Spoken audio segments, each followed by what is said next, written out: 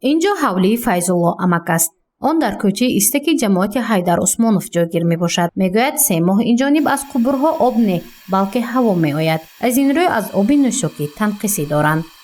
جای آب و هوا است چاچیکا. اینجا چاچیکش هم هست. هم به حد میزند هم ارستان هم کشیده برفت. اب سبب داولی هوا که چیزنش. حالا خواهید من رفتنش هم میتونم. این چند کس میخواد. این وقت من یک 10-15 کس خونه‌اش میخواد دیگه. مثلا همین حال شده که بنابست. کام اونجا فقیر که فقیر آب میگیرم همین که تا این دفعه آب دادنش کار میفهمیم. اینجا من بچه‌ها یاشای کیل نه نبیرا های آبادی کنش دکار های آب حاضر هوای گرم و آب دکار کوه.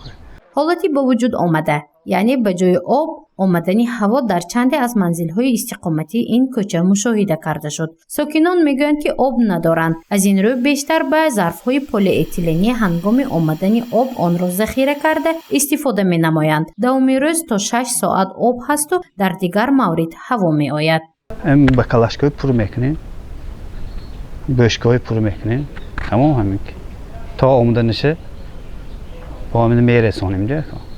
همه فحشست میبیاده هوای خالی همین ساعتهای 7-6 به میبیاد تمام. یک بوم و 2 هوا. ما در ناحیه بابا جان غفورов قرار داریم که نزدیکترین سرحدی شهر خوجند جایگیر است و در یک محله در بعضی خانواده آب هست، در بعضی خانواده دیگر به جای آب هوا از کران‌های آبگذر می آید.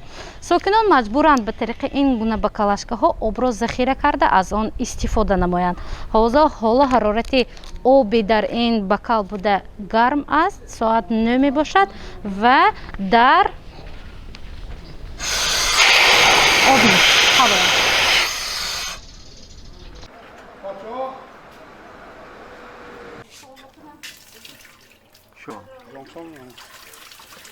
عجایبات کارداران است که ساکنان یک محله قسم آب دارند و قسم دیگر نه. پیدا شدن این معما در محله استکی ناحیه باباجان غفورов را متخصصان از حساب زیاد بودن قبرهای آبگذر و خودسرانه به آگاهی نهادهای آب تقسیم کننده گذراندن آب می‌دانند. چون که ساکنان خود ابراز می‌دارند که از این کوچه آنها 2 قبر آبگذر گذشته است. در یکی آن مشکلی وجود ندارد، در دیگرش به جای آب هوا می‌آید.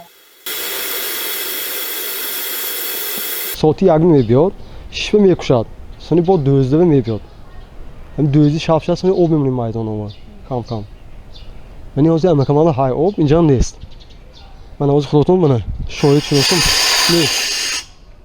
اکادمیست فکر. من نمیدونم که اکادمیست شما آب کانال میدونم دیگه اکادمیست دیگه. خیلی نحشد بود بهتر دیگه که من دیداست مشکلاتی آب من نوازی اونجا بکراش یک 100 تا ہے. هم بیاد پول که میمونیم. کن بوسونی ایشاده که کنفرم بکلاشکویه. خیلی نحشد بود بهتر دیگه اگه مشکلی نمیشد چون. سرمهندسی کارخانه واحدی دولتی کمونالی خوجند آبوکانال هنگام بررسی این مشکلی ساکنان ما را همراهی کردند. متخصصان بر آن باور دارند که حالتی به عمل آمده از حساب تجهیزات آب تامین کنی نیست، زیرا این منطقه پر دوام 24 ساعت با آب تامین می باشند و از انشاءات آب تقسیم کنی رقم 1 آب می گیرند. فشار آب نیز از روی معیار به طلبات جوابگو می باشد. یعنی مشکلات ساکنان حالتی تکنیکی است.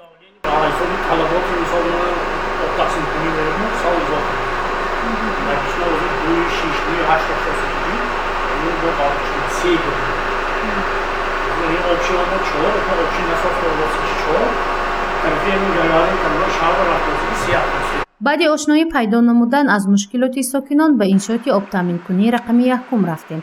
در اینجا 2 نساز یا خود تجهیزات آبکشی پره دوام 24 ساعت کار میکند و ساکنان را با آب تامین می نماید. فشار تقسیمات آب نیز از روی معیارهای معین شده کار کرده ایستاده است.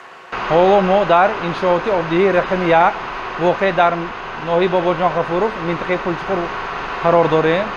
در اینجا 2 عدد نساز شبانه روزی کار میکند. این 2 نساز اساساً اهالی چپی شهر خوجنده با آب تامین میکند. این چنین یک قسمی به شهر نزدیکی аҳолии ноҳияи Бобоҷон Ғафуров. Сабабаш техникӣ ҳоле ба мо маълум нест.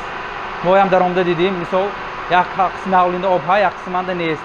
Аммо мо аз тарафи мутахассисон як бор ҳамаша дида баромада санҷида ин муаммои ҳал мекунем. ин моҳам номаълум ҳозир аз кадом шава буромдост, ҳамту гиримагар насос коркадост. ин сабабҳои акун ваяш номаълум, мо ина ябу санҷида мебурем, ҳалаша меоем мо. ин моҳам муаммо. таҳлилҳо нишон дод сокиноне ки дар ҳавлиҳошон об доранд аз қубури насбнамудаи мутахассисони корхонаи воҳиди давлатии хуҷанд-обуканал об истифода мекунанд ва шикояте надоранд. аммо он сокиноне ки аз қубурҳояшон ба ҷои об ҳаво меояд нисбатан нигарон ҳастанд. новаста аз ин имрӯз масъулини хуҷанд-обуканал гурӯҳи кории махсусро омода намуда барои бартараф кардани мушкилии сокинон корбариро оғоз менамоянд то он ҳалли худро ёбад. гузориши Мафнушкур ва Насим Раҳимов барои барномаи иттилоотии хабар.